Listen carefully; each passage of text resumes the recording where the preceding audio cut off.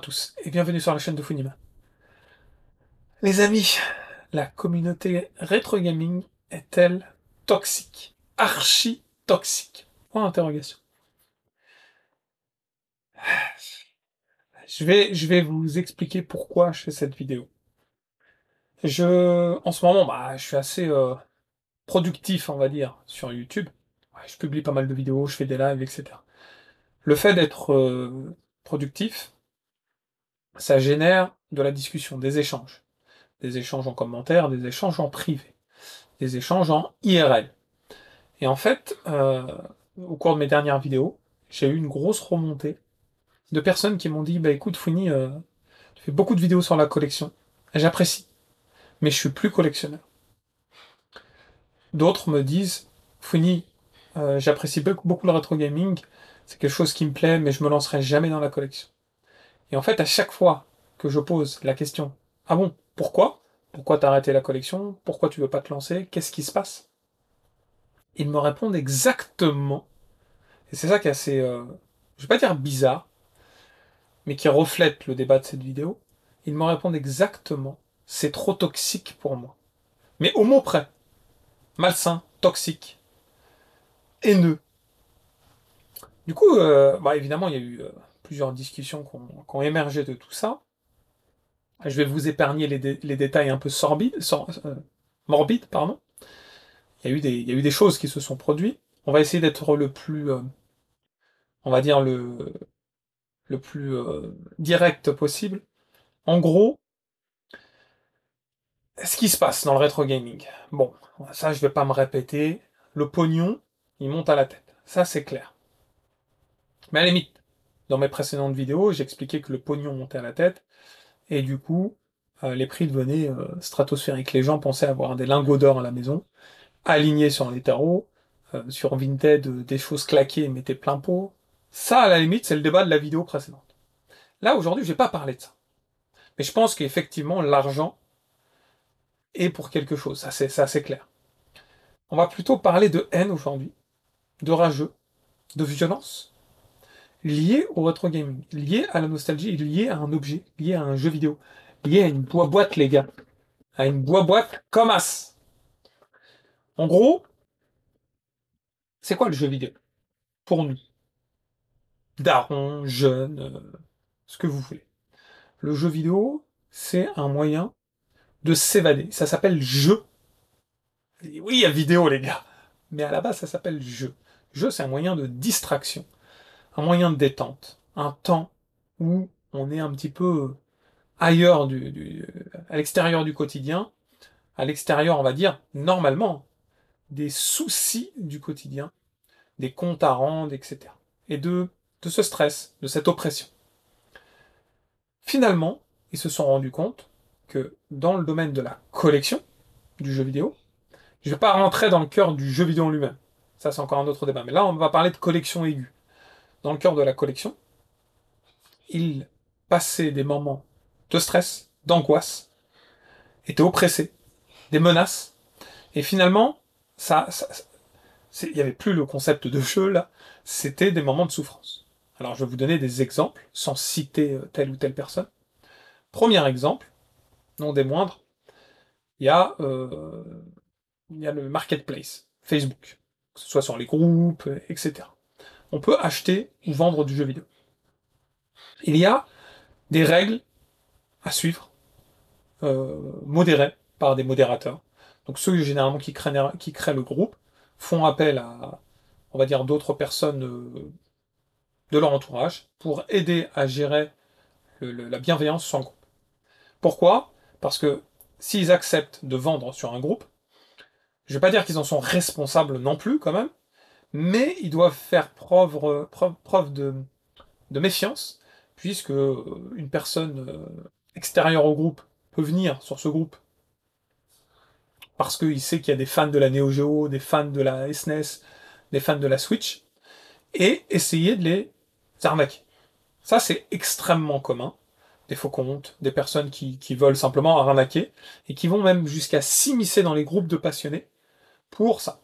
Donc finalement, ce qu'ils font, les groupes, généralement, pour éviter ça, ils font des demandes spécifiques. Il faut que la personne elle soit déjà depuis un certain temps, qu'elle ait publié un peu sur le groupe, qu'elle ait fait quelques ventes, qu'elle ait mis des preuves avec des photos, etc. à l'appui, d'authenticité, qu'il n'ait pas chopé les photos sur eBay, etc. Donc là, il y a un gros travail, en fait, des modérateurs du groupe, ce que je peux comprendre. Et du coup, ils imposent des règles. Donc, on va pas... les règles, on va dire, majoritaires, c'est on n'essaie pas de passer en sous-marin, en message privé, on essaie de mettre un MP pour pouvoir ensuite aller échanger. Il y a une hiérarchie, le premier arrivé, premier servi, s'il paye dans les règles, etc. Il y a une bienveillance au niveau des photos, pas mentir par rapport au jeu. Il y a toute une structure qui doit être mise en place, très dur à gérer pour les modérateurs. Ça je le conçois aisément, c'est dur à gérer.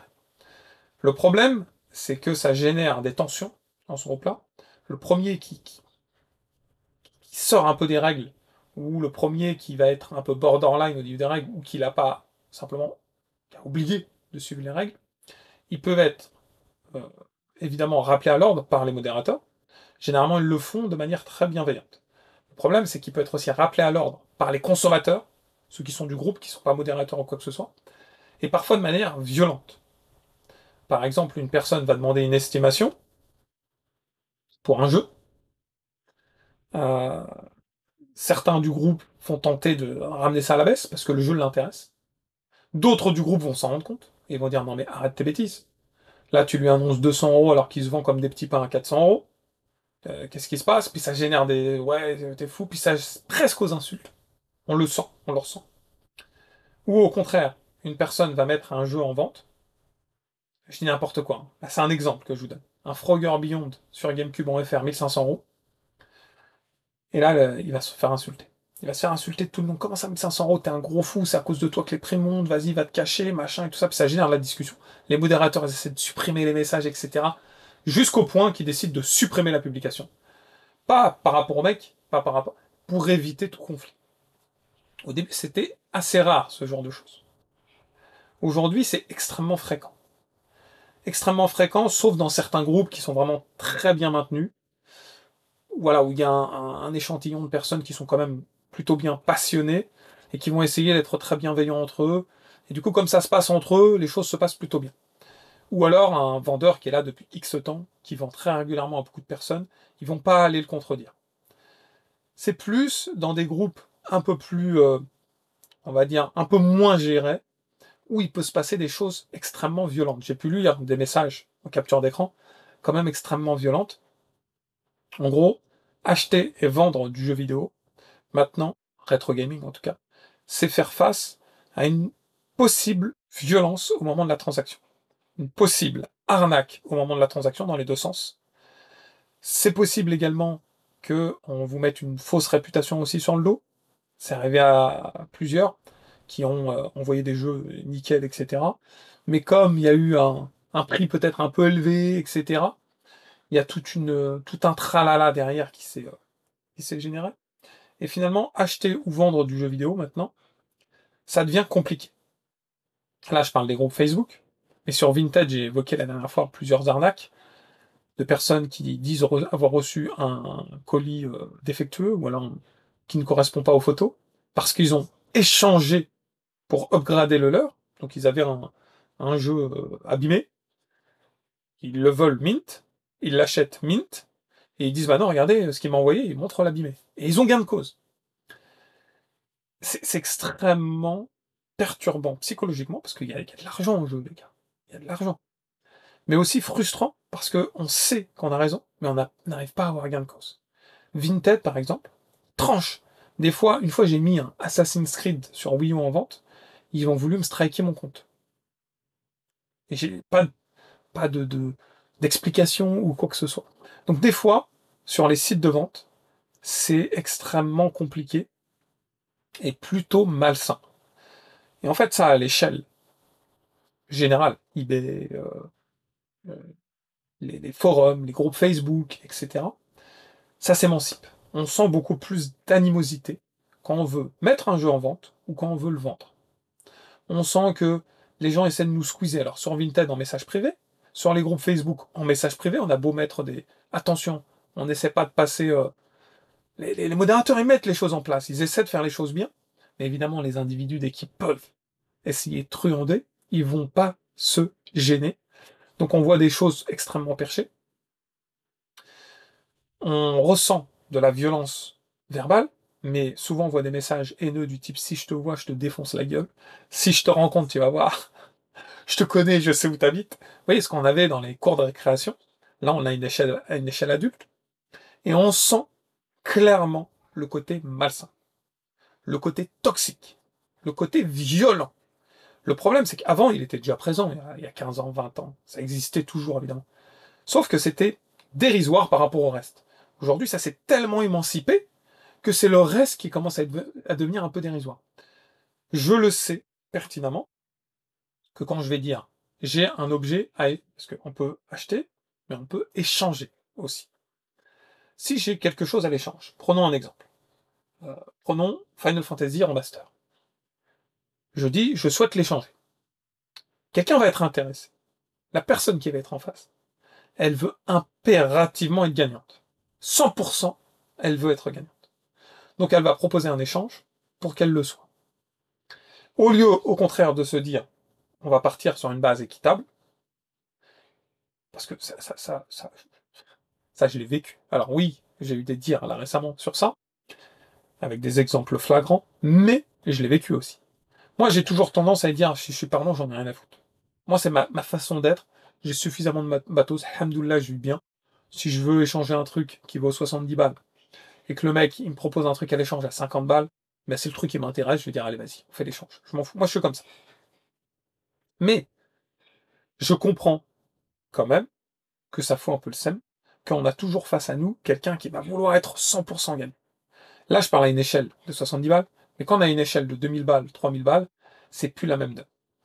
À chaque fois qu'on va être confronté à acheter un truc à un mec, le mec il s'est chopé un lot à 1000 euros, dans le lot il a chopé plein de trucs, et en gros le lot il valait 3000 euros, imaginons, il l'a chopé à 1000 euros, il va vouloir quand même marger au maximum. Marger au maximum. Du coup, quand tu sais que tu veux faire un échange, de manière équitable, hein, tu veux pas gagner, tu veux 200 balles contre 200 balles en gros, et que lui il veut malgré tout quand même marger alors qu'il s'est fait un x3 derrière, je comprends que ça met la rage. Le problème, c'est que cette rage-là, comme je vous ai dit, elle est totalement émancipée, et tout le monde est sous tension, sous oppression, à se dire attention, lui, il peut m'arnaquer, je vais être vigilant, lui, c'est peut-être une fausse annonce, attends, je vais passer ça, là, machin, et ça rend le milieu extrêmement toxique. Sans parler des vides-greniers, où les mecs qui sont avec la lampe frontale, comme à 3h du mat, t'as du jeu vidéo, t'as du jeu vidéo. Bon, je vais pas revenir sur ça, les gars, le coup de la trottinette.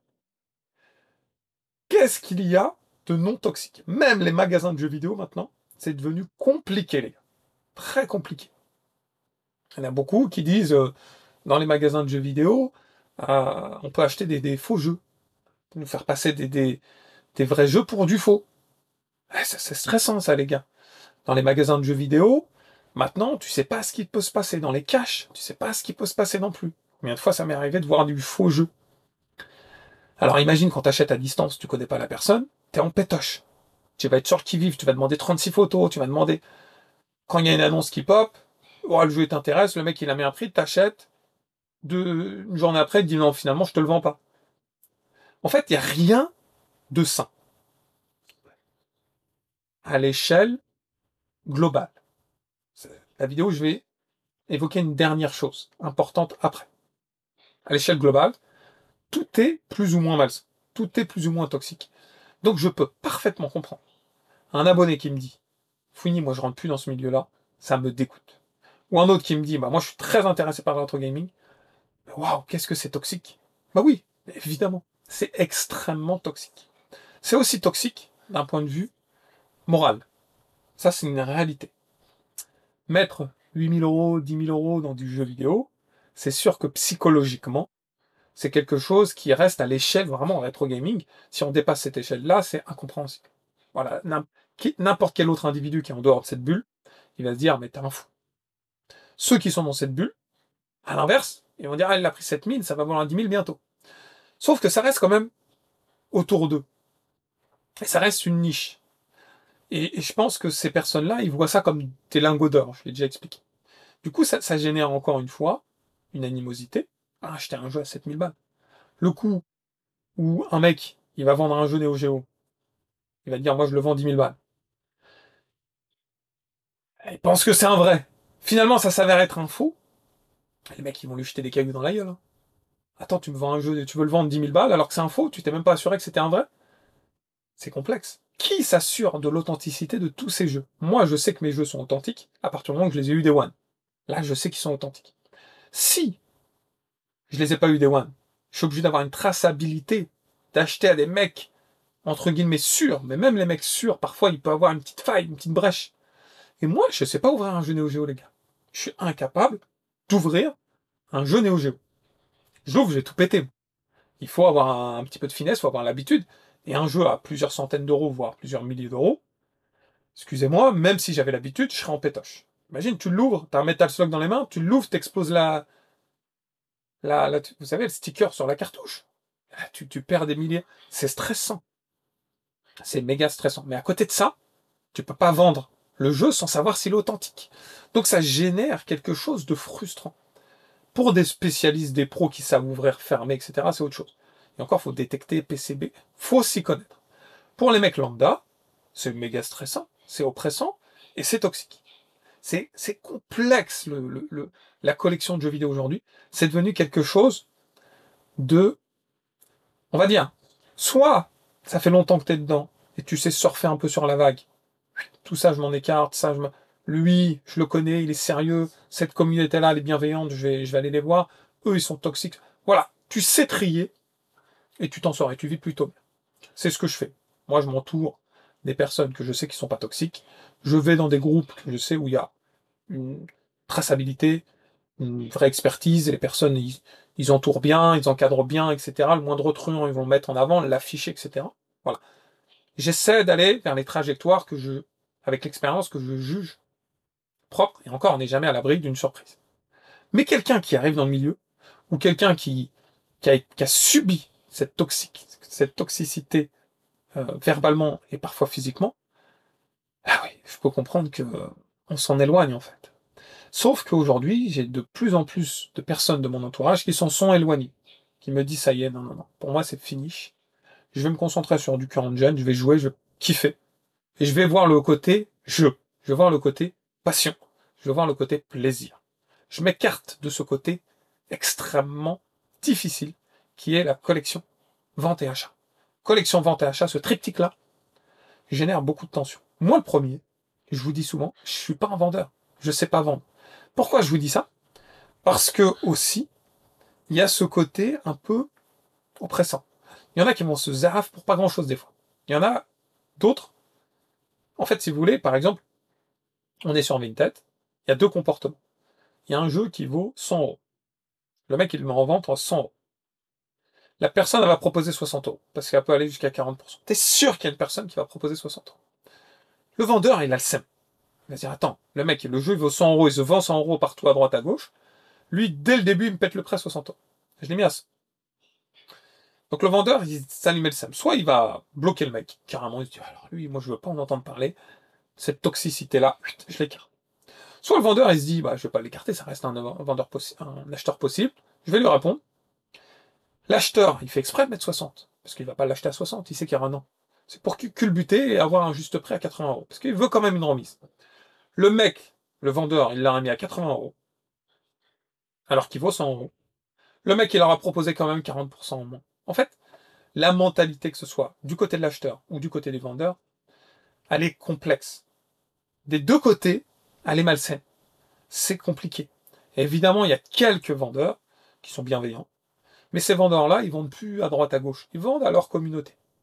Ils vendent à leur réseau. Voilà, moi, vous me connaissez, j'ai déjà fait ça, ça, ça. Je vous propose ça.